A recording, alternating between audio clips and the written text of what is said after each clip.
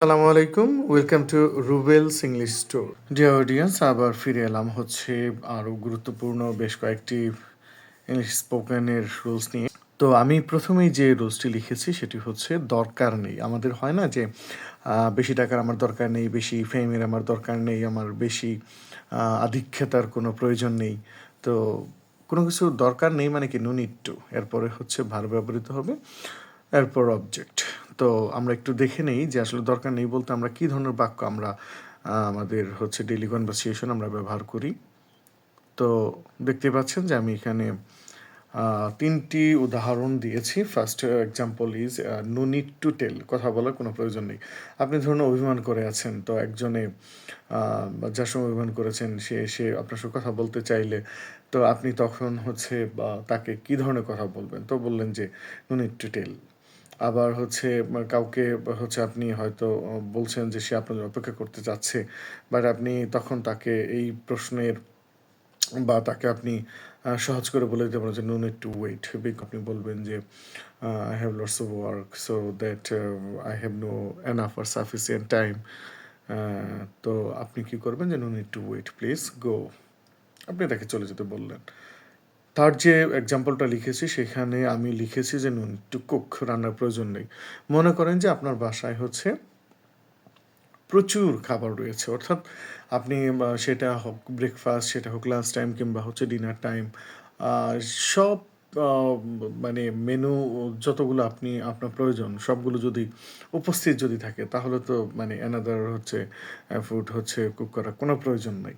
তাহলে কি আপনি পারিবারিক এই আলোচনার ক্ষেত্রেও কিন্তু আপনি এই কথাগুলো ব্যবহার করতে পারেন যে no need to cook because of here is lots of foods available, so that no need to cook. Okay, তাহলে আমরা এভাবে আমরা এই এক্সাম্পলগুলো ব্যবহার করতে পারি। তো আমরা পরে চলে যাচ্ছি হচ্ছে পরের স্ট্রাকচারে। পরের স্ট্রাকচারটা হচ্ছে মানে থাকা উচিত। আমরা অনেক সময় বলি না যে তোমার এখন চুপচাপ থাকা উচিত, তোমার এখন হচ্ছে এই বিষয়টা নিয়ে কথা না বলা উচিত।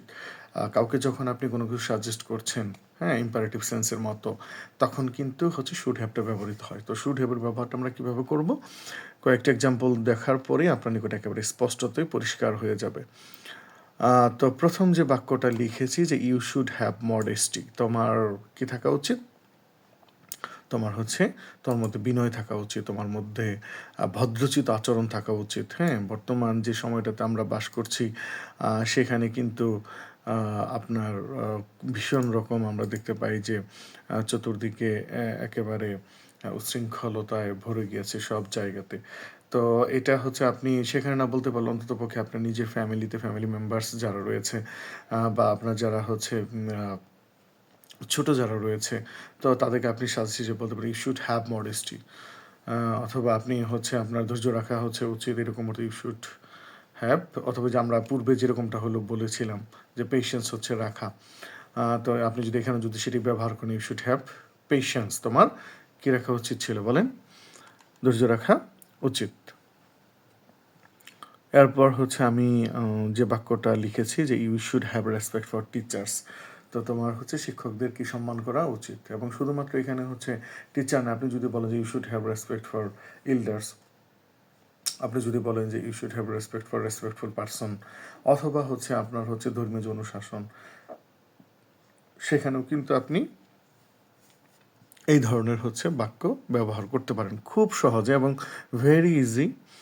এবং আমাদের ডেইলি কনভারসেশনে প্রত্যেকটি বাক্য ভীষণ গুরুত্বপূর্ণ, এবং যে রুলসগুলো নিয়ে আমি ধারাবাহিক কথা বলছি, আমার পূর্বের যেই সমস্ত ভিডিওসগুলো এখানে আপলোড দেওয়া আছে আপনারা সেগুলো দেখতে পারেন। এবং আস্তে আস্তে যদি প্রত্যেকটি রুলস এবং এক্সাম্পলগুলো যদি সাজিয়ে নিতে পারেন, আশা করছি যে you will be a good speaker within short time. And I strongly believe that every rules is very important for you if you want to be a good speaker and if you want to speak very fluently in front of the audience. আমরা যাচ্ছি একেবারে আমাদের আজকের এই ভিডিওর হচ্ছে সর্বশেষ স্ট্রাকচারে।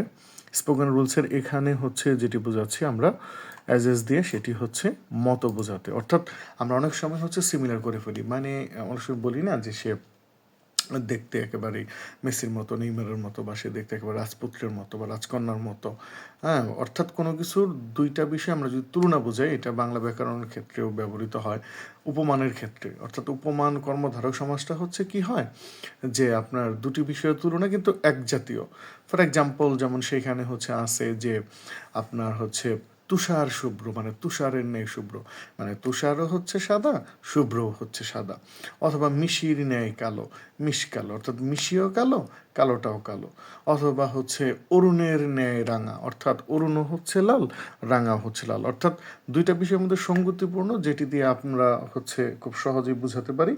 এই বাক্যগুলো ইংরেজিতে আসার পর অ্যাজ ডট ডট অ্যাজ, অর্থাৎ অ্যাজের মাঝখানে আপনার হচ্ছে কি বিষয়টা আপনি হচ্ছে ফোকাস করছেন সেটি হবে। তারপরে তো হচ্ছে ওই যার সঙ্গে তুলনা করবেন যে এক জাতীয় সেগুলো। এক্সাম্পল দিলে আরও পরিষ্কার হয়ে উঠবে, একটু ভাবতে থাকুন। এবার আসুন আমরা একটু হচ্ছে মিলিয়ে নিই আমাদের ভাবনার সঙ্গে। তো আমি এখানে ৩টি উদাহরণ লিখেছি। প্রথম যে এক্সাম্পলটা লিখেছি সেটি হচ্ছে as bright as a day, তাহলে উজ্জ্বলটা কেমন, দিনের মতো। কারণ হচ্ছে day is very shining, day মানেই হচ্ছে সেখানে হচ্ছে লাইটিং, ডে মানেই হচ্ছে সেখানে একেবারে উজ্জ্বল চকচকা। আর যখন যখন আপনি হচ্ছে নাইটের সঙ্গে সম্পর্ক কিন্তু ডার্কনেসের সঙ্গে। সুতরাং আমরা হচ্ছে কি উজ্জ্বলটা কেমন ছিল, যে দিনের মতো, অর্থাৎ as bright as a day, as bright as day. তারপরে সেকেন্ড যে এক্সাম্পল সেটি লক্ষ্য করুন, অ্যাজ ব্ল্যাক অ্যাজ কোল, অর্থাৎ হচ্ছে মানে কয়লা আছে না, কয়লার মতো কালো। কয়লা দেখতে কেমন, একেবারে কালো। তো তাহলে আপনি কোনো বিষয়ে একটা ব্ল্যাকের যদি উদাহরণ যদি দিতে চান, তাহলে হচ্ছে যদি বলে যে কেমন কালো, তখন কিন্তু আপনি এই বাক্যটা ব্যবহার করতে পারেন যে অ্যাজ ব্ল্যাক অ্যাজ কোল, অর্থাৎ কয়লার মতো কালো। এবং সর্বশেষ যে বাক্যটি লিখেছি আমি সেটি হচ্ছে যে এই যে শীতকাল নিয়ে, অর্থাৎ অ্যাজ কোল্ড অ্যাজ আইস। তাহলে অ্যাজ কোল্ড অ্যাজ আইস অর্থাৎ কেমন ঠান্ডা, একেবারে বরফের মতো ঠান্ডা। আইস, হ্যাঁ, খুবই ঠান্ডা এবং ভীষণ রকম ঠান্ডা। তাহলে আমরা দেখতে পেলাম যে দুটি বিষয় যদি সিমিলারের মতো যদি আমরা উদাহরণ দিতে চাই, তাহলে মতো বোঝাতে আমরা অ্যাজ ডট ডট অ্যাজ ব্যবহার করব। তাহলে আমাদের আজকের যে 3টি রুলস নিয়ে কথা বললাম, এই 3টি রুলস আপনারা আশা করেছি এগুলো রাইট ডাউন করেছেন, এবং এগুলো দিয়ে আরও অনেক বেশি করে এক্সাম্পল সেগুলো লিখুন খাতায়, এবং সেগুলো প্র্যাকটিস করতে থাকুন। Because of practice makes a man perfect. Without practice it's impossible to be a good speaker. And আপনাকে কি করতে হবে, ভীষণ রকম প্র্যাকটিস করতে হবে।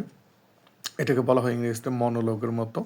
অর্থাৎ হচ্ছে মনোলগ মানে হচ্ছে আপনি নিজের সঙ্গে নিজে কথা বলবেন, ডেইলি যে কাজগুলো করেন সেগুলোর সঙ্গে আপনার নিজেকে একটু মেলানোর চেষ্টা করবেন। আশা করছি today or tomorrow, sooner or later, within short time, inshallah, you will be a good speaker. Thank you so much for being some time with me and hearing me. Please subscribe this channel. Assalamu alaikum wa rahmatullah.